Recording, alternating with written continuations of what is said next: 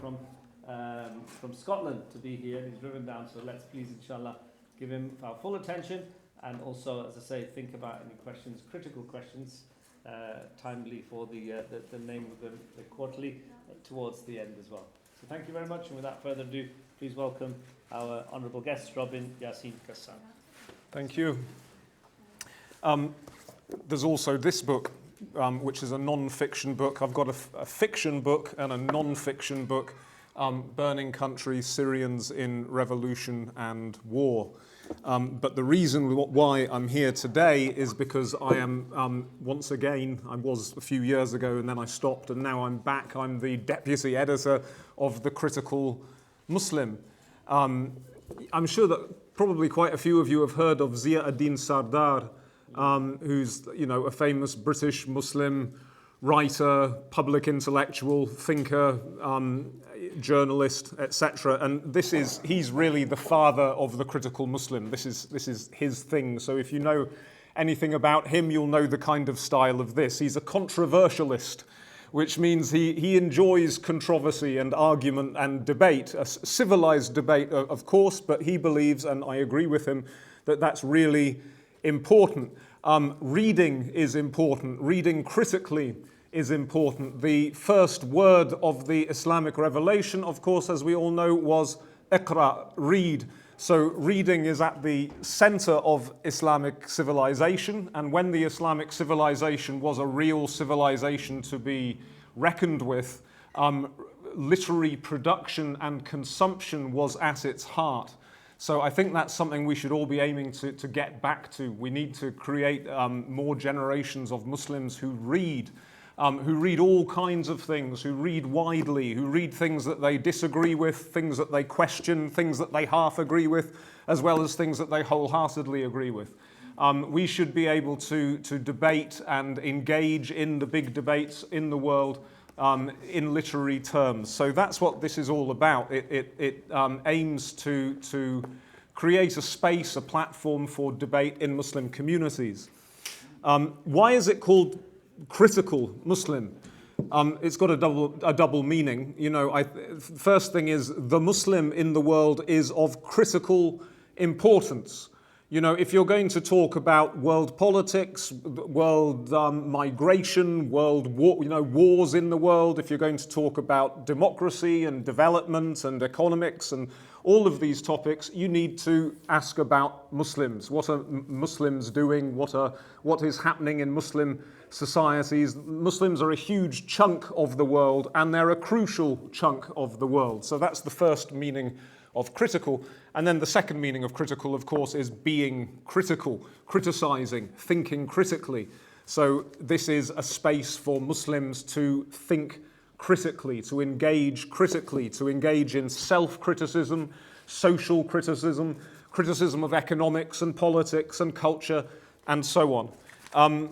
From the Critical Muslim website, which I scribbled down what it said this morning, it says, Critical Muslim is devoted to examining issues within Islam and Muslim societies, which are not always the same thing. I mean, we could have an essay, for example, about the fashion industry in Pakistan, which is not really necessarily directly an Islamic issue, but it's certainly a Muslim issue because it concerns the Muslims who work in that industry and who consume that industry. And now this is pure Ziauddin Sardar. He says, we aim to challenge traditionalist, modernist, fundamentalist, and apologetic versions of Islam. So he's against everybody. I don't think he's against everybody, but he's approaching every school of thought, every approach critically, looking at it with an open mind. What's it getting right? What's it getting wrong? And of course, there's no clear answers. People will disagree about this. It also says, our writers may define their Muslim belonging religiously, culturally, or civilizationally, and some do not belong to Islam at all. So talking about the ones who don't belong to Islam, for example, on the board of directors of the Critical Muslim, I think, and certainly of the Muslim Institute, which is the learned society that it's connected to, we have the writer Karen Armstrong. I don't know if you've heard of her. She's not a Muslim, but she's certainly interested in Islam. She's written about Islam and other religions, and she's written about religion in general. She's a very interesting writer.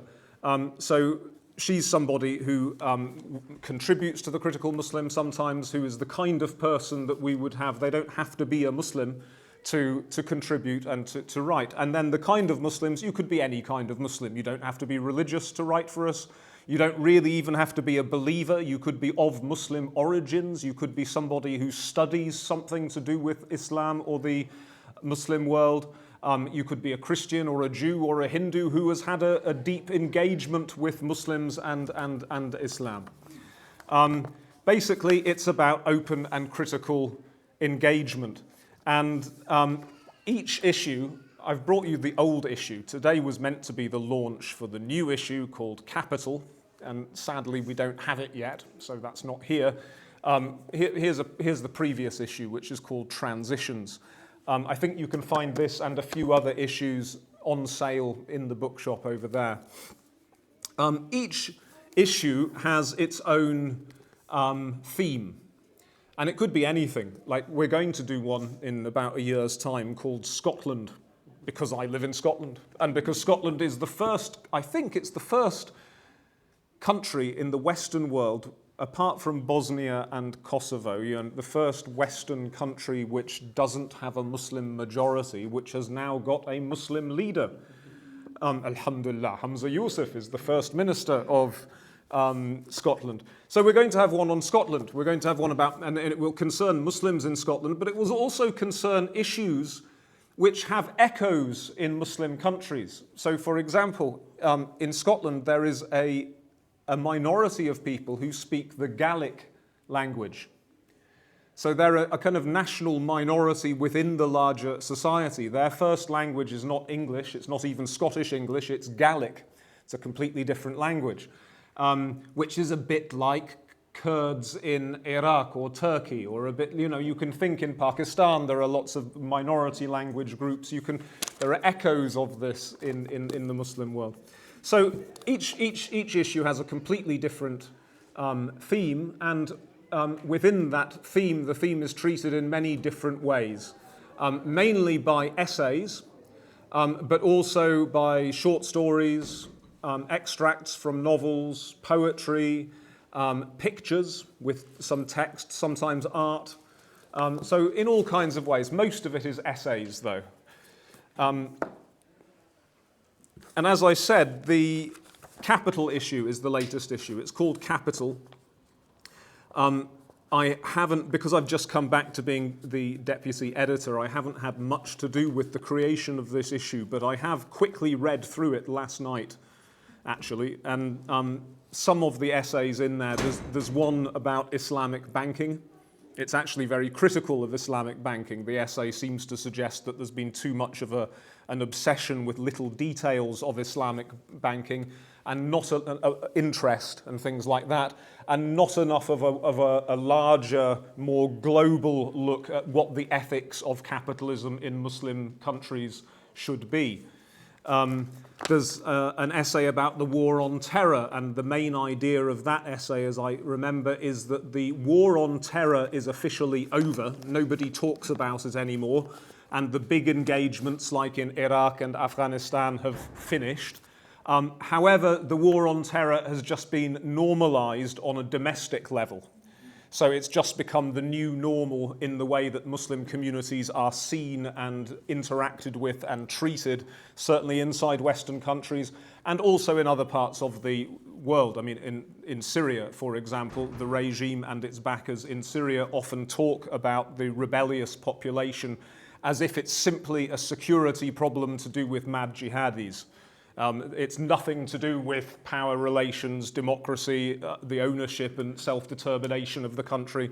No, it's just about mad Muslims who need to be securitized and kept down. So this is like the new normal.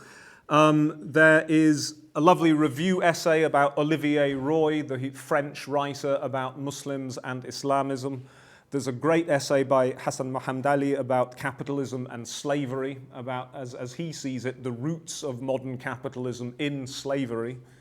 There's an article about the Bedouin community in Israel, and their religiosity, how they have practiced religion in recent years. And there's poetry and art and so on. So that's a quick overview of the issue. And now what I suggest that I do, I'm very aware that I'm just talking. And my plan for future such talks, when we launch future issues of the Critical Muslim, will be that I will invite somebody who has written an essay for the issue, and then he and I, or she and I, will have a discussion about the essay, which I think will be better because there'll be two people on stage. Sadly, there's just me to look at today. But thank you. Good. Well done. That's what I was looking for. A little bit of flattery to keep me going. Shukran jazilan. Thank you very much. So what I suggest I do now is I have contributed to the Capital issue two things. There's an extract from a novel, a piece of fiction, and then there's an essay about living in the countryside in Scotland, trying to escape from the official economy. So I'm going to read a bit from both of them. I'm going to read a couple of pages from the fiction extract, the extract from a novel that I'm working on. And after that, later, I will read a couple of pages from the essay. I hope that after each reading, somebody will have something to say or a question to ask so that it's not just my voice, but more than one voice. But I'll start with this. When he was told to, Ali led the donkey carefully back down the slopes to the city where his saddlebags could be unloaded and repacked. Then Ali would sleep a night or two at home, and Mama would spoil him, feeding him by hand from the meal she'd cooked with fresh mountain ingredients, and making him lie afterwards with his head in her lap, stroking his hair as if he were a baby. "How I miss you, my boy," she'd croon. Yusuf too would make a ritual of welcoming his brother home. On Ali's first return, he seized his hand and kissed it, and pressed it to his forehead in the way a respectful child would kiss a parent's hand. This touched and embarrassed Ali in equal measure. He snatched his hand away, and on future returns he kept it out of Yusuf's reach. But if Mama and Yusuf had upgraded Ali's status, Raza was a different matter. His welcome stretched only as far as a quick arching of eyebrows, and then a good deal of tutting and sighing as he cleared his books from Ali's section of mattress. When Ali told his mountain tales, Raza looked studiously bored, and when Ali paused, even if only for breath, Raza interrupted to lecture an absent audience on the contents of his books. On Ali's first return, the book in question was Capital by Karl Marx, which in our language is head money, Raza announced. It's a very important book which covers extremely important topics such as accumulation, the struggle of classes, and dialectical materialism. Our generation better learn these terms if we're going to achieve our potential. If we can't develop a scientific politics, well, we're doomed. Though Marxist thought must be adapted for our context, Marxism as it stands is not suited to our national situation. Ali was as confused by this as Mama was. Of course, their incomprehension was Razak's intended purpose. Only Yusuf understood what he was talking about, but his wrinkled nose and silently shaking head made plain that he didn't approve. Every week or 10 days, Ali led the donkey down the slopes. More often, father descended and returned by himself. His orders now included not only wait here, but also meet me outside such and such a village, or at the rocks I showed you, and so on. He brought back batteries and transistor radios and women's makeup and pegs and nails and balls of string. All this was quickly sold and more mountain goods were bought. Father's project was working out well, their joint project. On happy nights, once the fire was extinguished, father would expatiate under the stars. Then his face uncrumpled and regained its proper size, his voice and chest puffed up on his fantasies. "One day we'll buy a Jeep," he said. "We'll deal in Jeeps, why not? And then we'll build a station for fuel. We'll bring a fuel truck up here every day from the coast." One day, as they climbed towards one of the highest villages, they saw a body lying across the track. As they approached more closely, they understood the body was a dead one. It was a mutilated corpse. First they stopped, and then Father raised a hand to stop, or for silence, though they were already silent, save the rasping of their breath. Father checked from side to side and in front and behind for people. There were none, so then he approached the corpse, and Ali with him. It had belonged to a man older than Ali but younger than Father. It wore an army uniform. Its throat was cut and its head rolled back at an angle impossible for one whose throat wasn't cut. The crown of the head was set on the ground, so the upside-down eyes, still open but clouded, stared backwards up the track towards the nearby village. A word was painted in blood on the forehead. "Read it," Father commanded. "I can't." "What use is your learning?" Father spat in sudden anger. But it was him who had kept Ali from school. Ali tried again, though his lips were trembling and his breath came in gusts, but the blood was flaking and its lines too confusing. Still he couldn't understand, so he returned to the donkey, which he'd left some paces behind, removed the notebook and pencil from a saddlebag, then copied the shape of the word as best as he could. He looked at Father expectantly. Father didn't meet his eye, but stared at the corpse for a few more moments, then began to move on. Ali ran back to the donkey and stashed the notebook before catching up. "What are we going to do about him?" he asked. "Nothing." "Shouldn't we bury him?" Father cleared his throat. "No, we shouldn't. He's not our problem." And on he stepped at a brisker pace. Ali watched him sideways, tugging the donkey, waiting for a different response. A minute later, Father tutted. "They're killing each other," he said. "God protect us if it's come to that." By then they were on the threshold of the village. They had an appointment there with a man who'd asked for rope, but as they entered, nobody came to greet them. The single street around which the houses were scattered was almost empty. They could hear a woman's voice wailing somewhere and the muffled sound of children crying. The faces of those few men around were closed. The only two exceptions were soldiers. One reclined on a car bonnet, grinning energetically, sometimes giving up on his grin to bite his nails. Another was walking a wide circle on the track, dragging a gun behind him in the dust. He was shouting, "You see? Do you see? Now you see what happens to those who are ungrateful." Father inched off the track to avoid the shouting soldier. Ali and the donkey likewise, trampling the tobacco growing outside a family home. The soldier on the car bonnet was staring. He dropped his grin but still showed teeth. "Don't look," said Father. His lips didn't move. Eyes down, they passed through. Ali expected one or other soldier to call them to stop, but neither did, and in safety they passed through.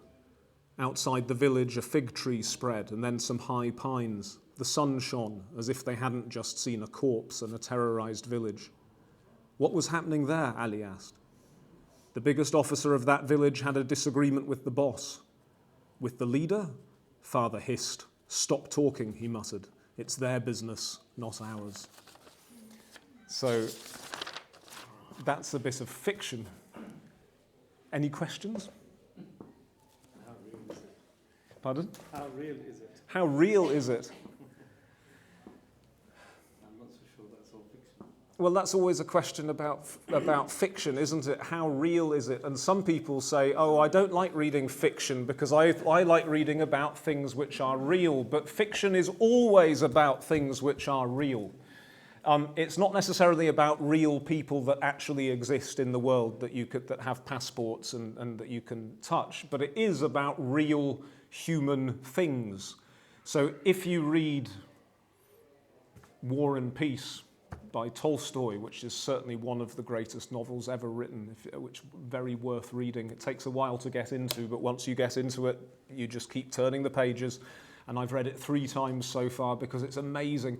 And of course, some of the people in War and Peace are real historical people. Napoleon is in it, for example. There are Russian generals who were real people, but most of the main characters are fictional characters that Tolstoy invented. But when you read his book, you really get in touch in a way that you might not in your normal life with the kind of essence of human beings and how they respond badly and well in certain situations and how they are when they are at war and how they are when they're at peace. So this is not real. Ali is not a real person. His father is not real, but it is based on a situation which is fairly real. Can anybody guess where that situation is? Pardon? No. But it could be, in a way. I mean, I'm thinking of Syria. Well, this is why I've asked the question. Yeah. Obviously, a background to that and experience. Perhaps you could share the impetus. My father's family are from Latakia, which is in northern Syria on the Mediterranean coast. Kind of that bit of Syria which is on the coast between Lebanon and Turkey. There's a bit of Syria, and Latakia is a port city there. And the Assad regime, the Assad family come from a village in the mountains above the city of Latakia. And there are many issues going back a long time there. There are certainly sectarian issues. In the city of Latakia historically was made up of mainly Sunni Muslims and also quite a large Christian population. And then in the hills above you had the Alawi community or the Nusayri community, and that's a kind of a Ghalu offshoot of Shiaism. It's a mixture of some Shia ideas and some Sufi ideas and some Neoplatonic ideas and so on. And there's a sad history of sectarian resentment between the Sunnis and the Alawis. I really don't think that that's what the current bad situation in Syria is about. The revolution and the war does have sectarian overtones. Once it became a war and foreign powers got involved and people started using big dramatic language and rhetoric to get people on their side, then of course it became more sectarian. When powers like Iran got involved, it became a lot more sectarian, and you could also accuse the Al-Qaeda and ISIS and these people of making it very sectarian. Ultimately, it's not about that, it's about power. As you see in this story, I'm talking here about a body wearing a uniform in one of these Alawi villages. So this is obviously a killing of an Alawi by an Alawi. It's not a killing of a Sunni by an Alawi. Ultimately, this is not about sectarianism. Ultimately, it's about power and people doing everything they can to keep power, using sectarianism and regionalism and tribalism and class relationships and divisions and so on, anything they can to divide and rule and make people scared of each other so that they don't unite to claim their rights. That's what it's about. So the novel is not going to really be about that. That's going to be one of the themes going through the novel, but this is the childhood of this character, Ali, who is going to soon have to dramatically leave Syria and go off on his travels through the world. Shall I go on to the next, or does anybody else want to say anything at this point? Any reflections, questions? Similar to excerpts from Khalid Hussein's Kite-Runner.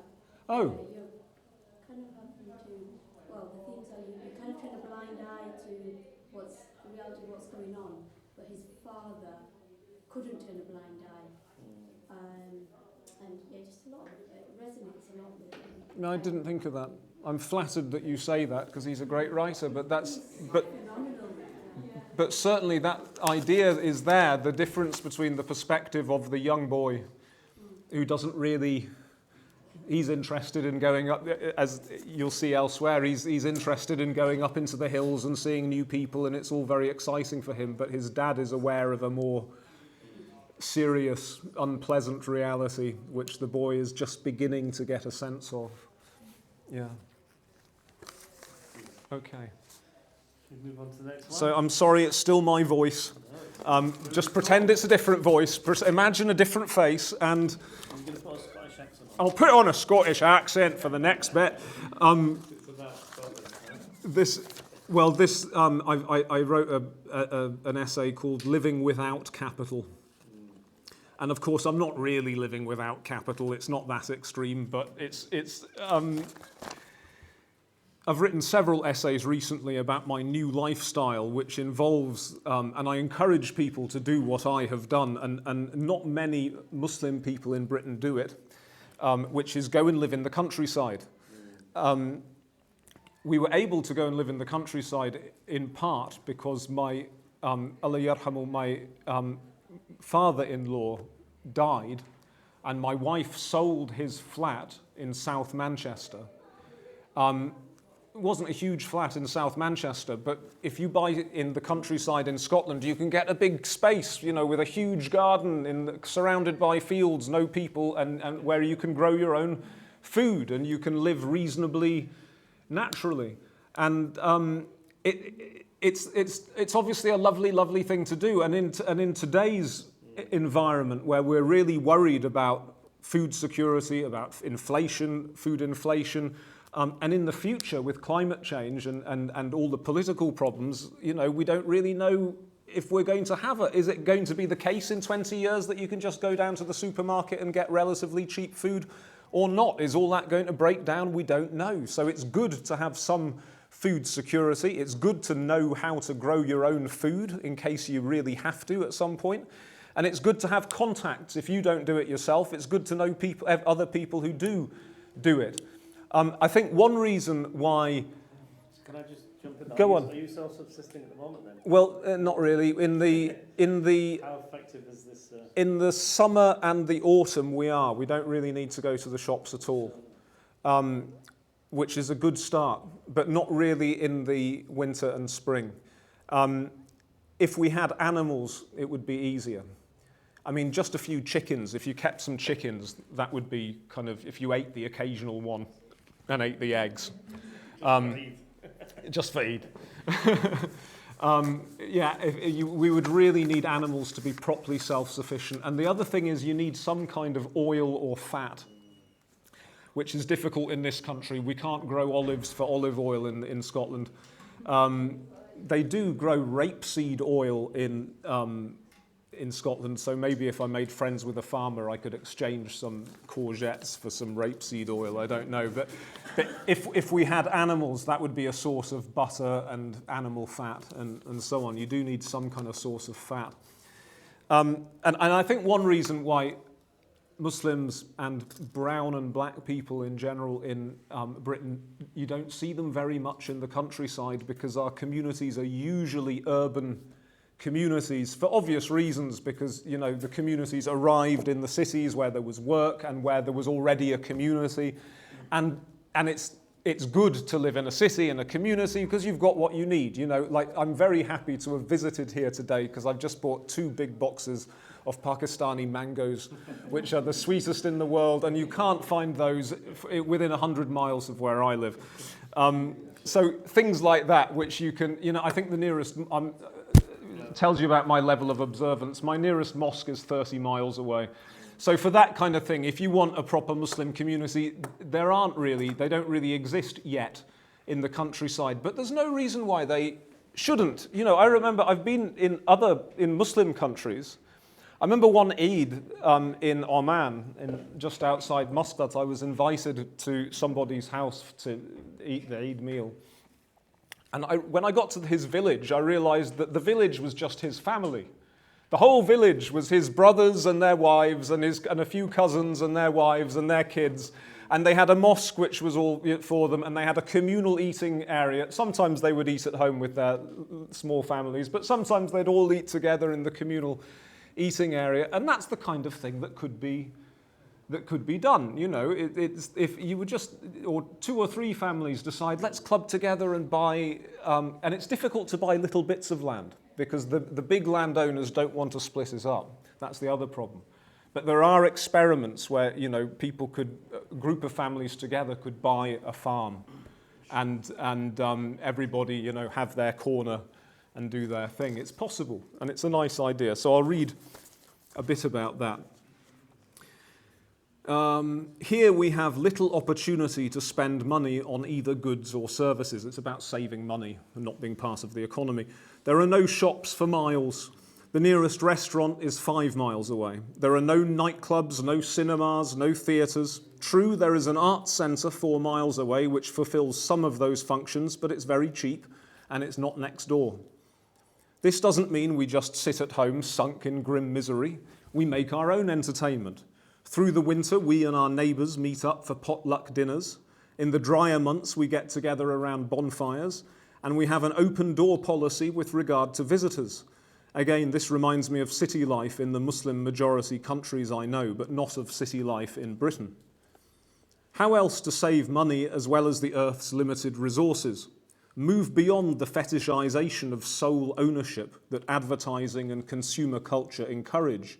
Use libraries, visit charity shops, borrow books and films from friends. Neither a borrower nor a lender be is often quoted as wisdom, but it's bad advice given by a dangerously perverse and deeply unpleasant character, Polonius in Shakespeare's Hamlet.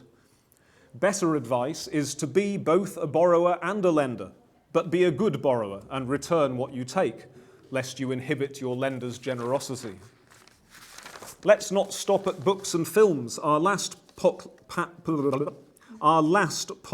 dinner was accompanied by a clothes swap. Though personally I didn't take advantage of the opportunity, I believe I have too many clothes already, and I'm sure I have far fewer than most Western men. So there's another thing. Revise your estimate of how many clothes you need to own, especially the ones made of plastic, which is more than you think. Keep your clothes. Do you know that most of your clothes are made of plastic?